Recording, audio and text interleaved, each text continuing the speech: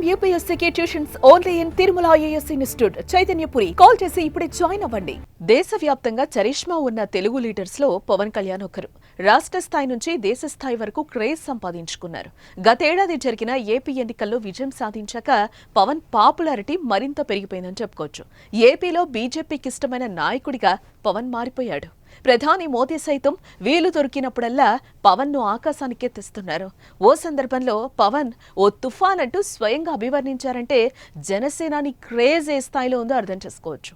తాజాగా ఢిల్లీ ముఖ్యమంత్రి రేఖా గుప్తా ప్రమాణ స్వీకార కార్యక్రమంలో కూడా పవన్ క్రేజ్ మరోసారి బయటపడింది.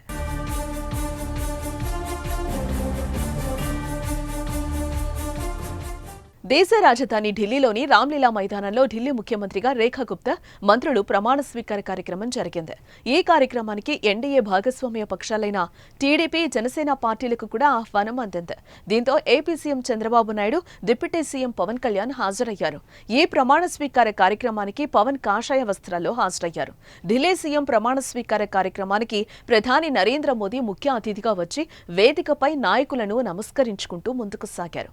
మొదట మహారాష్ట్ర మాజీ సీఎం షిండేతో కాసేపు మాట్లాడారు. తర్వాత మిగిలిన నాయకులను నమస్కరిస్తూ ముందుకు సాగుతూ పవన్ కళ్యాణ్ దగ్గర ప్రధాని ఆగి షేక్ హ్యాండ్ ఇచ్చారు.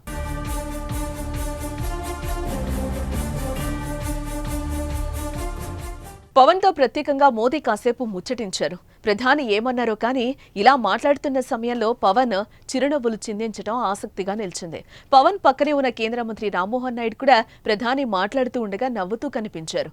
అనంతరం అలా ముందుకెళ్లి మళ్లీ చంద్రబాబుకు కూడా షేక్ హ్యాండ్ ఇచ్చి మోదీ మాట్లాడారు. ఇలా పవన్ కళ్యాణ్ తో పాటు చంద్రబాబుతో మోదీ మాట్లాడుతున్న వీడియోలు వైరల్ అవుతున్నాయి.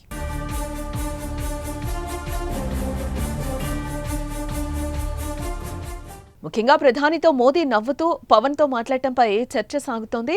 పవన్ కాషాయ వస్త్రాలపై మోదీ కామెంట్ చేసినట్టు అంతా భావించారు. దీనిపైనే సమావేశం తర్వాత పవన్ ను మీడియా ప్రశ్నించింది.